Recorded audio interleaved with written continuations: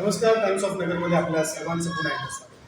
आज आपण अशा व्यक्तिमत्वाला भेटायला आलो आहे की जे त्यांच्या राजकीय प्रवासाची म्हणजेच नगरसेवक प्रवासाची साधारणतः 50 वर्ष कंप्लीट करत आहे.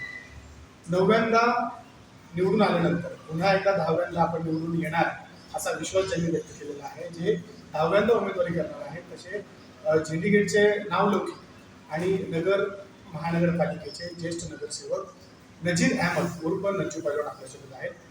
नज्जू पलवान आपलं टाइम्स ऑफ नगर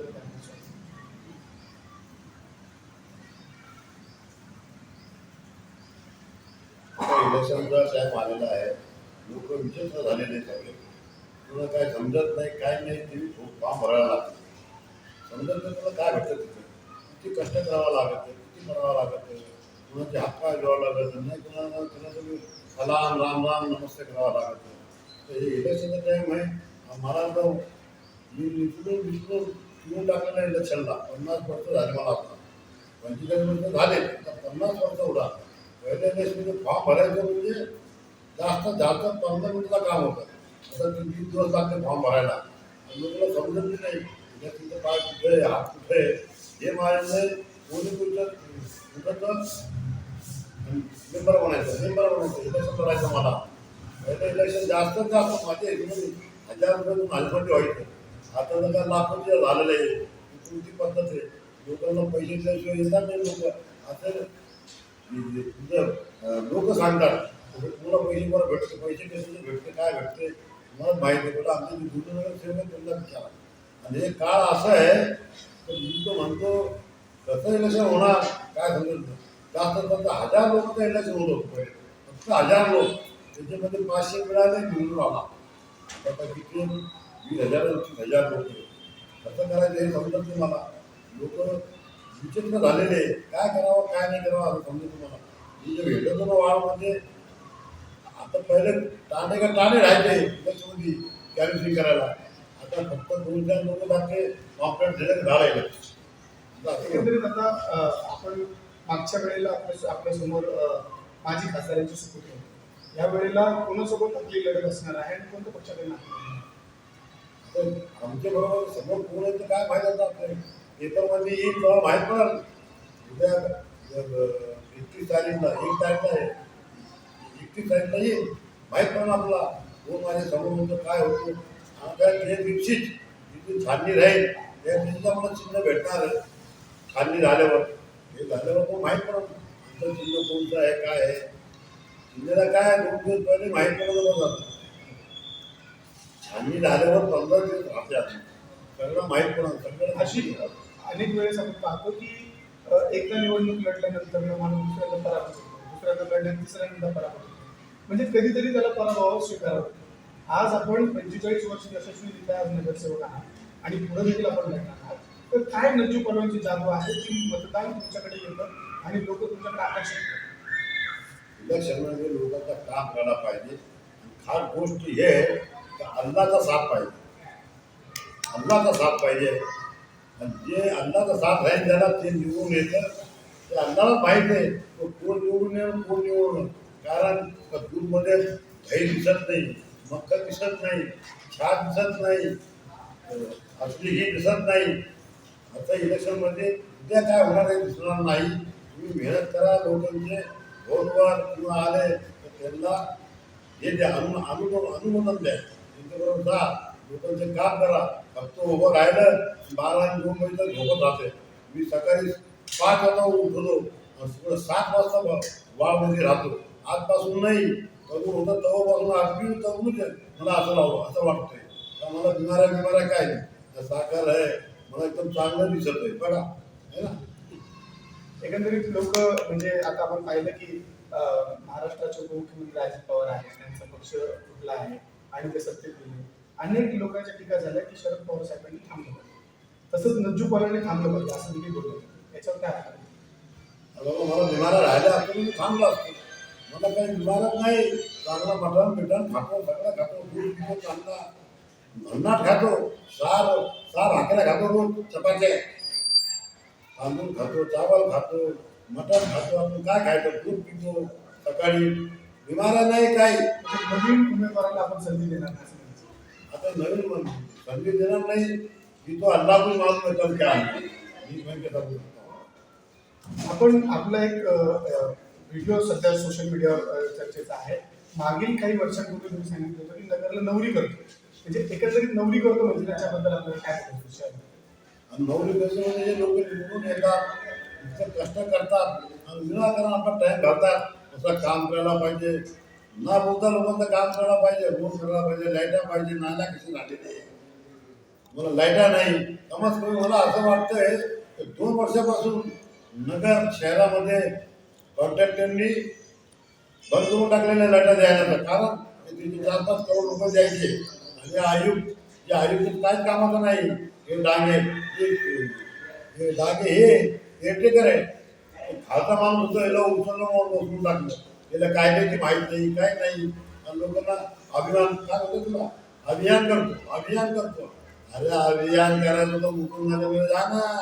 अभियान करायला पाहिजे मुकुंदनगर पाहिजे. मुकुंदनगरमध्ये काय हाल झालेले आणि मुस्लिम समाज झाला म्हणून असं आहे का? एक पट्ट्या भरतात. अरे वेश्याही पट्ट्यात भरतात वेश्या. त्यांचं बघा गोळ्या कसे. आमच्या मुकुंदनगरचं कसे हाल झाले. रोड तर असे आहे. मला असं वाटतंय याच्यामध्ये नाही लेफ्टीमध्ये रोड असं नाही आपण गावामध्ये. जर मुकुंदनगरचं नेतृत्व करायची संधी जर तुला मिळाली तर तुम्ही मुकुंदनगरसाठी काय करता? मुकुंदनगरमध्ये आहे तिकडे करणारे लोक चांगले आहे. मुकुंदनगरला नोकरी करता. नवरी काय वधुरी करू नवरी बी करू वधियांवर दोघी करू आपण मुकुंदनगरला. पण तिकडे हे लोकांनी द्यायला पाहिजे ना. काम द्यायला पाहिजे ना तिकडचं. मुकुंदनगरचं नाव आलं का इकडे तिकडे फोन करतात हे लोक. म्हणजे ही कोणती पद्धत आहे. मुकुंदनगर एकदम चांगला झंझट माहीत नाही तिकडे. असे करायला पाहिजे लोक वधूंवर करायला पाहिजे मुकुंदनगरला. काय होणार नाही. प्रभाग हा मोठा झालेला आहे. प्रभागामध्ये आता तुम्ही सांगितलं की पूर्वी 500,000 लोक असायचे, त्याच्यामध्ये 500 मतदान भरलं की माणूस निवडून येतो. हो. आता हजारोचा प्रभाग झाला. काही 18,000 आहे, काही 20,000 आहे, काही 22,000 आहे, काही 17,000 असे मोठमोठे प्रभाग झाले. तर मग नजू पलवानगी कशा पद्धतीने ह्या वयात देखील काम करते, काय उपाययोजना आपण आखल्या? पहिली गोष्ट असं आहे का आता इकडून घेऊन स्टेट बँक म्हणून घेतलं झालं तर सब जेल भंड रोड झालेलं आहे. वा कसं काम करायचं कसं वोट द्यायचं कसं काम करायचं कोणती पद्धत आहे. आपल्या लोकांचे इकडे संबंध राहतात. माझ्या तर नगरमध्ये सगळ्याशी हिंदू समाज मराठी समाज मराठा समाज जितके बी समाज आहेत त्यांचे माझ्याशी फार चांगले संबंध आहे. आम्ही त्यांचं काम करतो म्हणून निवडून येतो. आता कोणती पद्धत वाढ सोडायचं. मला तर असं म्हणायचं आहे की 4 बीबीपासून वाढ राहायला असतं कधी 4 अप्पाड आणि कोणगावचे पासून विखे पाटलेपर्यंत वाढ राहायला असतं. तुम्ही घाबरणार नाही. मला लोकांची ताकद आहे. मला मदत आहे त्यांना. कोणत्याही वाडामध्ये मी काम करतो. इन्क्वायरी करा कोणतंही जातीचं काम करतो म्हणजे माझ्या वाडामध्ये. कारण मी नगरसेवक आहे वार्ड सेवक नाही. आता एकंदर आपण पाहतो की आपण मुकुंदनगरचा उल्लेख केला की मुकुंदनगरकडे कोणाचं लक्ष नाही. तर मुकुंदनगरमध्ये आता सध्या चुरशीची लढत आहे. पतंग म्हणजे AIMI आणि पंजाब ते काँग्रेस आहे. तर 2 पॅनलमधनं कोणाची लढत लागणार आणि कोण निवडून येणार? काय अंदाज काय? तिकडं कोण निवडून कारण का तिकडं एकच झेंडा आहे हिरवा. फक्त हिरवा झेंडा आहे तिकडं. कोण निवडून आणि काय निवडून काय माहिती. कोणी नाही आला मुसलमान समाजाचा देणार आहे. तिकडं जास्तीत जास्त 100-200 आमचे हिंदू समाजचे लोक असाल तर तिकडं लोकांनी एक हे करायला पाहिजे. एक घेण्या खाली येऊन पण तुम्ही 4 जण उभा राहा बस. आपल्याला काय घेणं नाही. कोणी काय काम नाही करत कोणी सोन्याचे लड्डू देणार तिकडं. हेच आपली पालिका भिकारी पालिका असं. म्हणजे एकंदरीत आपण पाहत आलोय की नजू पलवानचं एक चांगलं नाव आहे. नजू पलवान एक नगरसेवक आहे, त्यांना चांगला अनुभव आहे. पण आता वॉर्ड वाढल्यानंतर तुम्ही कसं लोकांकडे मतदान मागणार, कसं जाणार आणि काय सांगणार? म्हणजे तुमचा एक डायलॉग आम्हाला आठवतो की तुम्ही म्हणता सलाम राम राम असं काहीतरी डायलॉग काय आहे? होतं ना ते. माझं म्हणतं मुसलमान को सलाम हिंदू को राम राम. कारण हे लोक आपल्या सगळे खांद्याला खांदा घेऊन काम करतात. सगळे तर काम करायला पाहिजे. नगरला तर असं बनवलं पाहिजे खरंच नगर पाहिजे. नगर आहे काही नगरचे रोड बघा कसे येतं. गणबाजारचा रोड पाहत तुम्ही कसं येतं. हातापुराचा रोड पाहत कसं येतं. चौकलाचे दारीचा रोड पाहत कसं येतं. मालीवाडचा रोड पहा कसं आहे की काय रोड आहे का. तिकडे लोक राहतात चांगले. तिथे निवडून आलेले लोक तिने ते काम नाही केलेलं आहे. जुने बाजारपासून हातापुरामध्ये जुने कलेक्टर ऑफिस रोडचं पहा कसं आहे. फोटो काढायचा फोटो काढायसारखं काम आहे. लोकप्रतिनिधी आता रस्त्यांची कामं करतात. याचं काय? लोकप्रतिनिधी लोकप्रतिनिधी सध्या शहरामध्ये रस्त्यांची कामं चांगल्या पद्धतीने करतात असं एकंदरीत बोललं जातं. आपण पोस्टर पाहतो की सगळीकडे चांगले रोड होतो. आणि ते रोड होतात तर ते भले एकही जण पाहतो त्याला. खासदार तर ते बाजूला राहिला. आमदार काम करतो, आमदार काम नाही करतो. आम्हाला घेणे नाही काय आमदार बिमदारची. आज आमदार जे दुसरा आमदार वेगळा येणार, परवा दिवशी वेगळा येणार, 5 वर्षांनी वेगळा येणार. काय भरोसा? इलेक्शनचा काय भरोसा नाही करायचं नाही. हे ध्यान ठेवा. सकाळी दूध राहतं चांगला, दूध सकाळी चांगलं राहतं, दुपारी बांधा फुटून जातो. आपण मागच्या वेळेला राष्ट्रवादीच्या घड्याळावर नव्हतो. या वेळेला नंजू परवाचं चिन्ह काय आहे? कोणतं पक्ष? हे चिन्ह आता आहे आमच्या वरचे प्रतिनिधी लोक आहेत ते देणार चिन्ह. छाननीचं दिवस ती मी सांगतो कोणता चिन्ह आहे ते. कारण अपक्ष लढत. माहीत नाही अपक्ष म्हणतो ना मी, पण ते उद्या माहीत छाननीचे वेळ माहीत पडेल म्हणून काय वाटतं कोणता पक्ष तुम्हाला आवडतो? आपल्याला आवड एक बी पक्ष आला नाही. ते कामच नाही करता हे लोक. भविष्यात उमेदवारी कोणत्या पक्षाची आहे? हे ते अल्लाला माहिती आहे. नगरला बनवणारा मेन माणूस होतो बार्शीकर. बार्शीकरने पाणी आणलेलं आहे, ड्रेनेज बार्शीकरने केलेलं आहे. ते पहिले नवीन टाक्या बार्शीकरने केल्या, नाल्या बार्शीकरने केल्या. आता तर नवीन काहीच नाही होतं. दिलीप गांधी होतं तिने तर काहीच नाही केलं. बँगा लुटून खाल्ले. हे कोणती पद्धत आहे लोकांचे पैसे खायचे? ते असे लोक निवडून नका देऊ हो. पैसे खाणारा नगरसेवक तुम्ही आमदार असो खासदार असो चांगला निर्मळ द्या. जसं तुम्ही बायको पाहायला जातात तरी चांगली बायको करून येतात लग्न केल्यावर. ही कोणती पद्धत आहे? लोकांना काही करता येत नाही काय नाही आणि कुणाला निवडून देतात. जे काम करणारा विषय मागा राहतो आणि जे नाही काम करणार ते पुढे राहतो. कडक कपडे घालून काम करणारे म्हणजे त्याच्यात माणुसकी नाही. लोकांचे काम त्यांनी सांगायला नाही पाहिजे. आपला डोळे नाही का आपण पाहतो लोकांना काम केलं हे असं झालं की काम करतो. मी असं काम करून मी 50 वर्ष झालं. हो महाराष्ट्रामध्ये कुणी नाही 50 वर्ष निवडून जाऊन येणार. आणि तुम्हाला गर्व आहे आमच्या झिंडिगेट भागात आम्ही नगरसेवक आहे. सगळ्या जातीसाठी माझी तयारी आहे. कोणी मला फोन लावा मी तयार आलो होता माझी. आणि मी माझ्या खिशातून पैसे लावतो हे ध्यानात ठेवा. हा लोकांना माहिती आहे. आजपर्यंत किती पैसे लावले? आता हे मला माहिती नाही किती पैसे जाते. हिशोब बरोबरच का किती पैसे येते किती जातात मी काय हिशोब करतो आता काय काय माहिती. मी काम करतो फक्त. माजी खासदारांचे चिरंजीव यांच्या विरोधात आपण निवडणूक लढवली आणि निवडून आलो. त्यावेळेस बोललं गेलं की नजू परवाना यांची निवडणूक थोडी साखर वाटली, पण त्यामध्ये सुद्धा आपण निवडून आलो. हो तो अनुभव कसा होता? अनुभव असा होता का काय ते खासदारच्या पोराला काय समजतच नाही. त्याने एकदा बाहेर नाही आला. एखादा नौकर लावून टाकलं 10,000 रुपये देता पाहुणे हे असे लोक लावणार होतं का? असे लोक लावलं तर दगडाने मान भागून द्यायला पाहिजे. असं आहे आपण स्वतः मर्याशिवाय स्वर्ग दिसत नाही. नज्जू पलवान ह्या व्यक्तीला जर भविष्यात महापौर केला तर नगरसाठी काय उपाय योजना असेल? अरे इथला बाप मी मला नाही करणार महापौर. इथला बाप मी नाही करणार मला. कारण का मी एक नंबर आहे. एक नंबर काम करणारा माणूस आहे. पैसे खात नाही. मला महापौर करा ना. हे पैसे घेताना महापौर करतात आणि कुणाला महापौर करतात. महापौर कसा म्हणून पाहिजे ज्याला एक्सपिरियन्स आहे त्याला महापौर करायला पाहिजे. हे डांगेला हॉर्न बसवून टाकलं हे काय डांगे आहे का? आयुक्त आहे काही काय कामाचा आयुक्त नाहीये. याला हातला इकडून हुकुमदाराला पाहा ना म्हणा जाऊन. आता कसं आयुक्त? जर नज्जू पलवान जर राजकारणात नसते तर कशामध्ये असते? प्रशासकीय सेवेमध्ये असते की पोलीस खात्यामध्ये असते की मग आर्मी खात्यामध्ये असते? कशामध्ये असते? काय नज्जू पलवान जर राजकारणामध्ये नसते, हा तुम्ही जर राजकारणात नसता तर मग तुम्ही कशामध्ये काम केलं असतं? अहो राजकारणामध्ये नाही राहिला तर मी फार तगड़ा होता. काय हटका खूबसूरत भी बहुत अच्छा था. डेयरिंग भी था. मैं कभी काम करने का रहा होता तो मिलिट्री के अंदर काम करा होता. मैंने मिलिट्री के अंदर आर्मी के अंदर काम करा होता. वहाँ पे किसी को बोलना नहीं पड़ता. अपने जान जाए तो सामने वाले की जान जाए ये तरीका है वहाँ पर.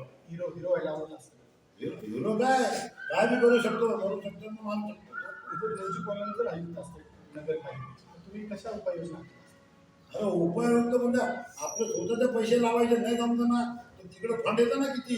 ते फंड यांच्या घरी जातात. लोकांच्या घरी फंड जातो आणि यांचे घरचे रस्ते होतात. सगळे यांचे घरचे कामं होतात. हे काम करणार लोक नाही. हे बदला तुम्ही तो हमारा हिंदुस्तान एक नंबर रहा. आज एक नंबर पर रहा होता आणि अभी भी है एक नंबर. पण जातीवाद नहीं कर लेने देने का काय का जातीवाद आहे. जातीवाद गितीवाद नाही. हम हिंदुस्तानी है. हम भारतीय है और एक नंबर हम हिंदुस्तानी है। आताची परिस्थिती अशी आहे की मुस्लिम समाज हिंदू समाजाच्या ठिकाणी जायला किंवा हिंदू समाज मुस्लिम समाजाच्या ठिकाणी यायला घाबरतच असं एकंदरीत चित्र आहे जातीवादाचं. आता जातीवादाचा विषय आपण घेतला. जातीवादाचा एक पैशाचा जातीवाद नाही. कोण म्हणतात हिंदगेटवर सगळे हिंदू समाजचे येते. आम्ही स्वतः ते हिंदू समाजचे माझ्यावाडा मी स्वतः चार आणले. चार एकर दोन तीनदा जातो. तिथे एकदम नगरचा तर एकदम हाय क्लास लास्ट नंबर आहे ते झारेकर गल्ली नालेगाव. तिकडे मी हमेशा आणि तिकडे काम बी करतात. काही नगरसेवक तिकडे काम नाही करतात म्हणून तिकडे फोन येतात. आमची लाईट नाही पाणी नाही. मी स्वतः जाऊन बसून करून देतो मी तिथं. आता तुम्ही उदाहरण दिलं की तुमचे कार्यकर्ते ते तुम्हाला बघायला आलेले आहेत, आम्हालाच त्यांचं नाव असं तर ते टिळा लावून तुमच्यासोबत मस्जिदीमध्ये येतात. काय तुमचं कसं प्रेम आहे, काय आहे त्यांच्याविषयी? नहीं मस्जिद से कोई संबंध नहीं आता. मंदिर में जाके मुसलमान बैठ सकता वहाँ पर देख सकता क्या है. तो हिंदू समाज का आदमी मंदिर में आ सकता. क्यों मंदिर और मस्जिद के अंदर गोंडी नहीं रहता क्या हिंदू. मस्जिद में बंधु नहीं आता हिंदू. बाहर में नहीं आता. कदम मारने वाला हिंदू नहीं रहता क्या. उनका माँ से आया है. मंदिर के अंदर मुसलमान काम करता. ये थोड़ा ये धंधे जातीवाद से अपने हिंदुस्तान का वाटोळा करून टाकलं तुम्ही. पण वाटोळा होणार नाही. कारण हिंदुस्तान को अल्लाह का साथ है. तुम्हाला महापौर व्हायला आवडेल? एक नंबर करून काम. पुन्हा म्हणतो ना महापौर कधी झाला ना हे हिने धोबत नाही येणार. नजीकला महापौर होते. महापौर होती म्हणजे अल्लाह करने वाला ये क्या करेंगे. ये क्या काम है महापौर करने वाले. महापौर के अभिषेक लगा के रखेंगे. मला 15 पाहिजे, मला 10 पाहिजे, मला 30 पाहिजे. तुझ्या बापाचा माल आहे तुमचं. नगरसेवक पाहिजे. कशाला नगरसेवक पाहिजे. नगरसेवकला पहिल्यासारखा पाहिजे. वोटिंग करा. तुम्हाला महापौर करायचा तुम्हाला सीओ करायचं ते पहिला होता. आता कुणाला उचलतं काय समजत नाही. उठवतं बसून टाकतो खुर्शीवर. त्याला बेग का बेग दे. नक्कीच हे होते आपल्यासोबत नजू पैलवान आणि फटकळ बोलणारं नेतृत्व, बिनधास्तपणे बोलणारं नेतृत्व हे नजू पैलवान आपल्यासोबत आहे. शहरामध्ये जातीवाद नाही झाला पाहिजे, शहरामध्ये न गोविंदाने दोन्ही समाज राहिले पाहिजे असं त्यांचं मत आहे. आणि त्यांनी असं सांगितलं की मी जर राजकारणामध्ये नसतो तर देशासाठी मी आर्मी झाला असतो, मी सैन्यामध्ये गेलो असतो आणि देशासाठी माझा जीव देखील मी पणाला लावला असता. असंच नजू पैलवान हे समाजसेवेसाठी देखील अग्रेसर आहेत. त्यांची एक चांगली ओळख या शहरामध्ये आहे. अरे 10 टाइम निवड़ के बाद तेरा बाप भी नहीं है जिसका बाप भी नहीं है 10 टाइम निवड़ के. 10 टाइम निवड़ के देते. ये तो लोगों की शाबाशी है कि मेरे को निवड़ के देते 10 टाइम.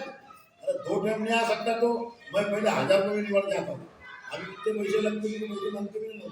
काम करो करके एक 2-3 टाइम निवड़ के आओ. हमारे जैसा नगर जो नगर में पैदा नहीं होने का. जय हिंद जय महाराज. तुम्ही म्हणता की तुम्ही 10 वेळेस निवडून आले, तुम्हाला पैसे लागत नाही आणि तुम्हाला प्रेमाने कुठून मतदान केलं.